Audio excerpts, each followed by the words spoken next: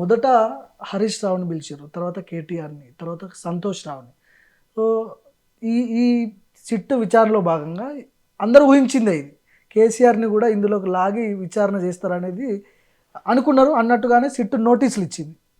So ఇందులో legal points ఏంటి sir? అంటే కేసీఆర్ని ఏమడుగుతారు? ఫోన్ ట్యాపింగ్ విషయంలో అన్నది ఒక దుమారం లేగినట్టు పెద్ద ఓకే సంక్షోభం సృష్టించింది.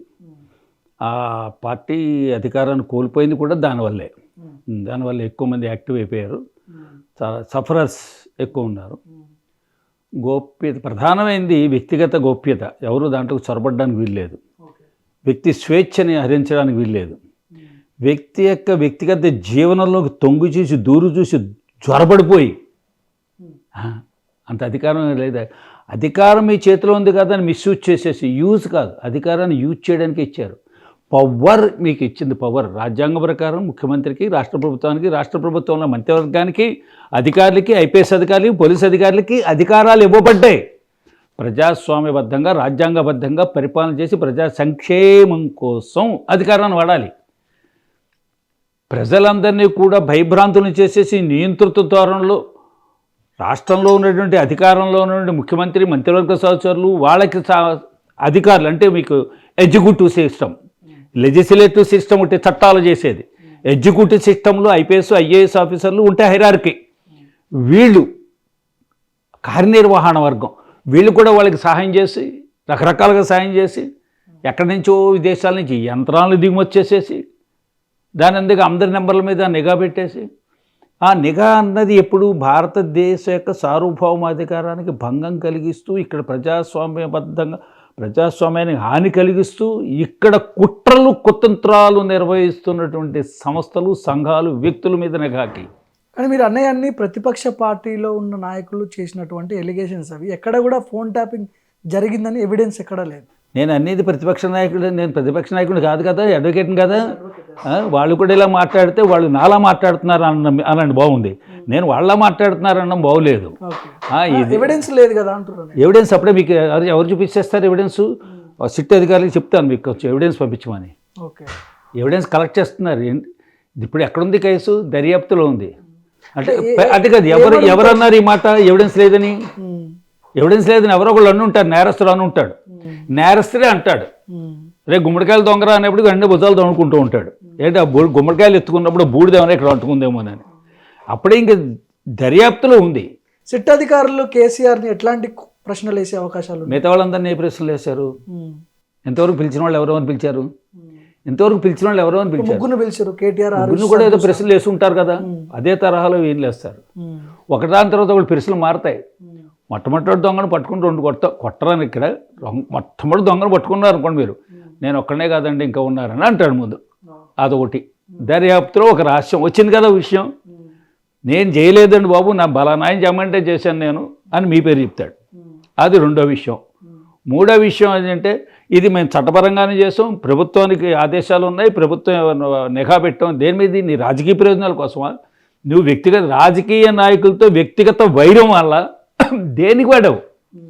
నీకు ఇచ్చిన పవర్ ఇందాక చెప్తున్నా, ప్రతిపక్షాల నాయకుడు ప్రతిపక్షంగా చట్టం మాట్లాడుతోంది, వాట్ లాస్ సేస్ అది చెప్తున్నాను నేను. 160 CRPC కింద నోటీస్ ఇచ్చారు కదా, ఓన్లీ సాక్షులు అంటే సాక్షి అంటారు, సాక్షిగానే వాంగ్మూలం, సాక్షి. ఈ కేసు గురించి నీ దగ్గర సాక్ష్యాలు ఉన్నాయి, నువ్వు ఎరుకతో ఉన్నావు, ఎరుక అవేర్నెస్ నీ దగ్గర, ఈ దీనికి సంబంధించిన నిజాల మీద అక్వెంటెన్స్ నీకుంది. అక్వెంటెన్స్ ఎందుకుంది? అధికారంలో ఉన్న ముఖ్యమంత్రికి లేదా ఇక్కడ ఉన్న వాళ్ళకి. మీరు ఇక్కడికి వెళ్ళిపోతే, ఇక్కడి నుంచి కిందకి వెళ్తే గలాట అయింది, మా సెక్యూరిటీ గార్డులకి 160 వస్తుంది నోటీస్. వాళ్ళు చూశారు కదా, సీసీ కెమెరాలను తీసుకెళ్తారు, సీసీ కెమెరాలోని ఫుటేజ్ని తీసుకెళ్తారు, ఇక్కడున్న సెక్రటరీ ప్రెసిడెంట్లు కూడా తీసుకెళ్తారు. అయ్యా మీరు నిర్వహిస్తున్న సీసీ కెమెరాలో ఫుటేజ్ ఇవ్వాలి మాకని, వాళ్ళు కూడా 160 కిందే వచ్చి తీసుకొచ్చి ఇవ్వాలి. 160 అంటేనే ఈ కేసును దర్యాప్తు చేస్తున్నప్పుడు ఎవరి దగ్గర సమాచారం ఉందో ఆ సమాచారం మాకు ఇవ్వండి. ఆ సమాచారం అడుగుతారు అందరినీ, సంబంధిత అధికారులందరినీ అడుగుతారు. కేసీఆర్ ఒక ప్రెస్ మీట్లో మాట్లాడుతూ, పోలీసులు ఇంటెలిజెన్స్ వాళ్ళ పని వాళ్ళు చేసుకుంటూ పోతారు, ఫోన్ ట్యాపింగ్ నిఘా అనేది ఉగ్రవాదులు నక్సలైట్ల వాళ్ళు ఏమైనా తప్పుడు ఇట్లాంటివి చేస్తే వాళ్ళ మీద నిఘా ఉంటుంది, ముఖ్యమంత్రికి ఏం సంబంధం అనే లైన్ కేసీఆర్ స్టేట్మెంట్ ఉంది. అదే చూడాలి దీన్ని. ముఖ్యమంత్రికి ఏ సంబంధం ఉందని నువ్వు ప్రశ్నించావు కదా, మంచి ప్రశ్న, చప్పట్లు కొడుతున్నాను కేసీఆర్ గారికి. అక్కడ చంద్రబాబు నాయుడు గారికి కూడా ఇవే చప్పట్లు అందరికి వస్తాయి. ఇది నువ్వు అన్నావు కదా, దేశ భద్రత కోసం, సమాజ భద్రత కోసం, దేశ రక్షణ కోసం ఈ విజిలెన్స్ ఇంటెలిజెన్స్ వాళ్ళు పోలీస్ వ్యవస్థ రక్షణ వ్యవస్థ వాడతారు కానీ నాకు సంబంధం ఉంది అదే చెప్పి అలాగే కేసులో డిఫెన్స్ పెట్టేసుకో. ముద్దాయిలు ఎవరు సరైన ముద్దాయిలు ఎవరు ఉంటే వాళ్ళని అరెస్ట్ చేస్తారు, జైలుకి పంపుతారు. కేసీఆర్ మిస్టర్ క్లీన్, ఆ మిస్టర్ క్లీన్ నువ్వు తెచ్చుకో, ఇప్పటికీ అవకాశం ఉంది. మిస్టర్ క్లీన్ నాకు సంబంధం లేదు, ముఖ్యమంత్రి ఆదేశాలే లేవు, ముఖ్యమంత్రి ఆదేశానుసారం చేసామని ఎవరన్నా అంటే చెక్ కరెక్ట్ కాదు అని చెప్పేసి 160 స్టేట్మెంట్ ఇవ్వడానికి వెళ్ళినప్పుడు వాళ్ళు వేసే ప్రశ్నలు జవాబులు చెప్పాలి. మీ పాత్ర ఎంత, ఎవరి పాత్ర ఎంత, ముఖ్యమంత్రి నా నోటీసులో లేదు ఇప్పుడు అనేసారు, మీరే చెప్తున్నారు. పోలే వాళ్ళే ఆ బృందం, అప్పుడు అధికారంలో ఉన్న బృందం ఎవరు వాళ్ళకి అంటారు. ఇందులో జైలుకు పంపించేంత స్ట్రాంగ్ కేసు ఇది. ఏది ఏ కేసు? సిట్ అధికారులు విచారణ 243 కాదు, క్రైమ్ నెంబర్ 243/24 గురించి అడుగుతున్నారా, 160 గురించి అడుగుతున్నారా? మొత్తం కేసు ఓవరాల్ ఇంకా ఛార్జ్ షీట్ ఫైల్ చేశారా? లేదు కదా. ఛార్జ్ షీట్ క్వశ్చన్, అందుకే క్వశ్చన్ మార్క్. నేను ఛార్జ్ షీట్ చాలా మందికి సందేహాలు ఉన్నాయి, ఎందుకంటే ప్రతిపక్షంలో ఉన్నప్పుడు రేవంత్ మీరు చాలా మాటలు మాట్లాడారు. ప్రతిపక్షంలో అధికార పక్షంలో రాజకీయ నాయకులు మాట్లాడారంటే రాజకీయ అంటే సంభాషణ ఉపన్యాసాలకి ఇక్కడ ఏమీ అసలు వీలు ఉండదు, సంబంధం లేదు, వీళ్ళు ఉండదు. కోర్టులో అసలు దాని విషయమే పట్టించుకోరు. అడ్వకేట్గా చెప్తున్నాను నేను. క్రైమ్ నెంబర్ 243 రిజిస్టర్ అయిపోయింది, సెక్షన్లు కూడా పెట్టేశారు, చాలా సెక్షన్లు ఉన్నాయి. భారతీయ ఇప్పుడు ఐపీసీ, పాత ఐపీసీ భారతీయ నాగరిక సురక్షా సంహిత మీద సిఆర్పిసి ఇప్పుడు 160 సిఆర్పిసి ప్రకారం నోటీస్ ఇచ్చారు.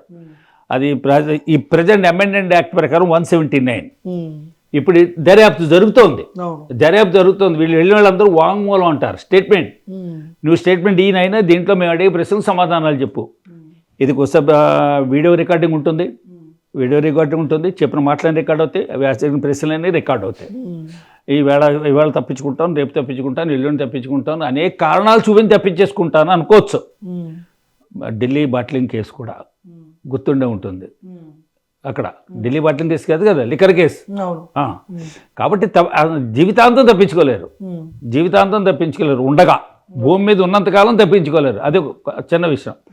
160 స్టేట్మెంట్లో ఈ యొక్క ఏదైతే నేరం ఆరోపబడిందో అనేక సెక్షన్ల ప్రకారము ఈయన ఏదో ముఖ్యమంత్రిగా, మాజీ ముఖ్యమంత్రిగా అయితే చెప్పారు కదా, నాకేం సంబంధం, విజిలెన్స్ ఉంటుంది, ఇంటెలిజెన్సీ ఉంటుంది, లేకపోతే ఇంకా నిఘా వర్గాలు అనేక ఉంటాయి, భారతీయ భద్రతా నిఘా వర్గాలు. అజిత్ డోవల్ ఆయన కూడా ఇలాగ అజిత్ డోవల్ ఇదే పని చేస్తారు కదా. కానీ ఈ సీక్వెన్స్ ఎట్లా చూడాలి? ఇప్పుడు కేటీఆర్ తర్వాత హరీష్ తర్వాత సంతోష్ తర్వాత కేసీఆర్, ఈ సీక్వెన్స్ ఏమిటి? ఎంతమంది మీ పేరు కూడా ఉంటే మిమ్మల్ని పిలుస్తారు. దీంట్లో మీకు నాలెడ్జ్ ఉంది, ఈ నోస్ ఎవ్రీథింగ్ అన్నప్పుడు మీకు కూడా ఉందంటే ఎస్ మీరు కూడా దీంట్లో పనిచేస్తున్నారు, ఎస్ నేను ఇప్పుడు దీని ఛానల్లో పనిచేస్తున్నానండి, డిజిటల్ ఛానల్స్ ఇవన్నీ కూడా దాని మీద మీరు దీని మీద నేను కొంతమంది బాధితులను ఎగ్జామిన్ చేశాను, బాధితుల స్టేట్మెంట్ లాగా ఉన్నాయి. నేను కూడా దాన్ని ఇన్వెస్టిగేటివ్ జర్నలిజం మన ఇక్కడ మన తెలుగు రాష్ట్రాల్లో ఎంతవరకు ఉందో నాకు అర్థం కాదు, కానీ ఇన్వెస్టిగేటివ్ జర్నలిజంలో దీంట్లో నేను కొంత దర్యాప్తు సాగించాను. నా దృష్టికి వచ్చిన నిజాలు నా దగ్గర ఉన్నాయని మీరంటే మిమ్మల్ని కూడా పిలుస్తారు. కేసీఆర్ పేరు ఒకవేళ ఈ ముగ్గురు కేసీఆర్ పేరు చెప్తే ఆయన ఆదేశాల మేరకు మేము చేసినాం జరిగింది అని ఒకవేళ చెప్తే, అసలు దర్యాప్తుల్లో ఒక్కరి తర్వాత ఒకరు పిలిచేటప్పుడు వీళ్ళందరూ స్టేట్మెంట్లు ఎవరేం చెప్పారు ఎవరికి తెలియదు. ఒకేసారి ఇద్దరిని చెరువుగదో పెట్టి అడుగుతూ ఉంటారు, ఒకేసారి ఒకే నిమిషంలో ఒకే సెకండ్లో 2 స్టేట్మెంట్లు వాంగ్మూలాలు రికార్డు చేస్తారు. కాంట్రడిక్ట్ అయిపోతే నాకేం తెలియదు ఆడదేనండి అంతా ఏం చెప్తాడు, అబ్బే నాకేం తెలియదు. పోలీస్ వ్యవస్థలో శిక్షణ పొందిన వాళ్ళు ఉన్నారండి, చాలా మంచి శిక్షణ పొందిన సీనియర్స్ ఉన్నారు.